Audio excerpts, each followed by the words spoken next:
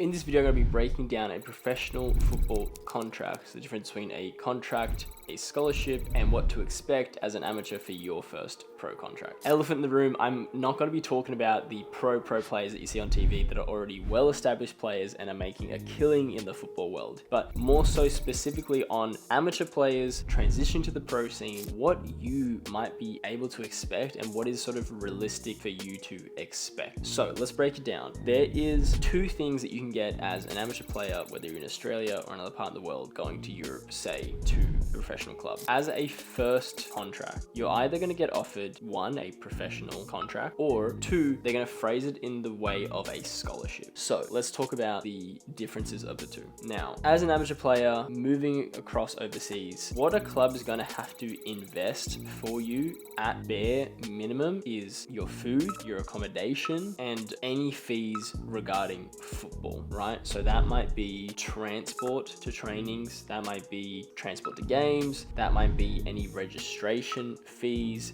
Maybe that means a visa fee that you might have for, trying to be in the country for a year. All this sort of stuff, is something that the club is going to have to consider, because obviously you don't live in the country and you're coming here, right? And they want to keep you there. So when we negotiate for our players, at bare minimum, that first contract or scholarship needs to cover the necessities of the player, which is what I just laid out in front: food, accommodation, transport, visas, that sort of stuff, right? So professional contracts will cover all those necessities. They'll cover everything, right? So you might be living at the residency of the club, or potentially the club will have a separate residency, maybe like a house or different apartments that they own, that they sort of lease out to a bunch of different players that are in their system. It really depends on your age, depends how the club is run. There's a lot of factors in that regard, right? But first contract, right? If you're going to a first or a second division team overseas, they should cover everything, right? A contract is covering everything. And on top of that, potentially you should be getting a wage. Now, this really depends what the agent has, or the agency that you work with has sort of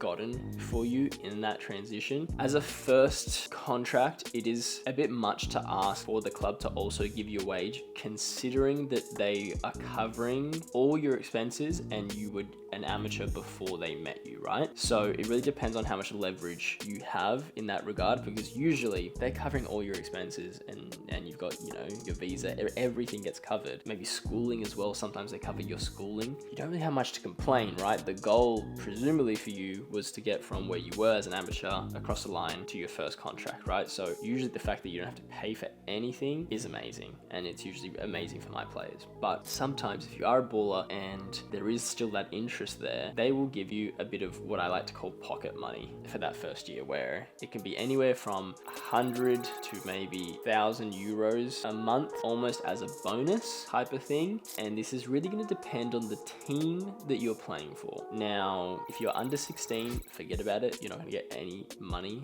nothing, zilch, nada. If you're over 16, there is that potential for you to get a bit of pocket money, right? In which case, your agent might take a percentage and you will have the rest, right? But really, bare bones expectation level is for you to just have all your fees covered as a bare minimum, because someone has to make that investment, whether it's you or the club. It's going to have to be done. And I think it's already an investment, right, for a club as an amateur player. Now, if you're going lower, and sometimes even with bigger clubs, potentially you're younger, maybe you're 15, maybe you're just on the border 16, and they want to keep you there for a year to see how you go, see how you perform in the league, see if you're someone they want to keep investing in. Well, they're going to, like I said, keep in mind that they've got to make those investments of your accommodation, food, yada, yada, yada. So sometimes they'll agree, or they'll approach to sort of do a scholarship. Now, a scholarship means that they, means the club can sort of wash their hands and make sure that they're not tied with the player in any regard. Usually they do it because of age, and sometimes they do it just to protect themselves through FIFA laws, but also because they don't want to pay player anything, and maybe they don't want to fully cover the player's expenses. So sometimes they'll go, look, we'll cover all football related fees. We might also help with the school, but we don't want to cover any food or accommodation or any stuff like that, right? So in which case your parents might want to move there with you anyways, because you're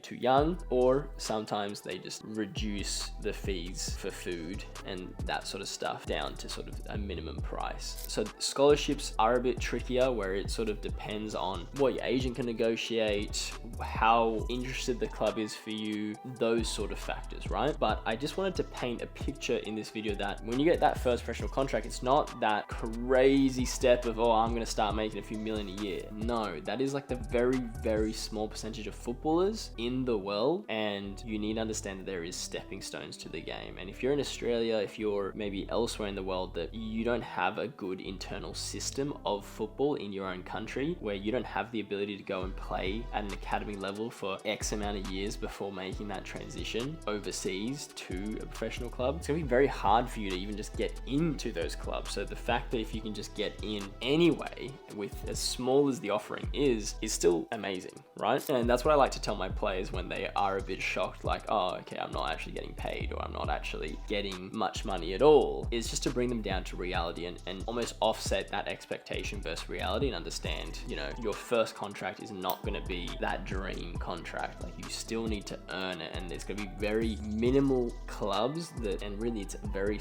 tiny percentage of players that are at youth level that are getting paid like an exuberant amount of money. You know, as far as what I've seen in football, clubs don't pay many youth players, and they tend to sometimes only flesh out for those really star players and no one else around them. So keep that in mind. If you are interested in going overseas, you are interested in trialing, you are interested in getting that sort of first contract, your first contract at bare minimum, the only thing you should want is just for a club to invest anything in you in terms of accommodation, food, whatever. The older you are, you know, if you're going to lower clubs, say maybe 3rd, 4th, 5th divisions, they may be paying you more, so they might opt in to pay you more of a wage for you to compete if you're playing for their first team, and less likely to offer you accommodation, food, etc.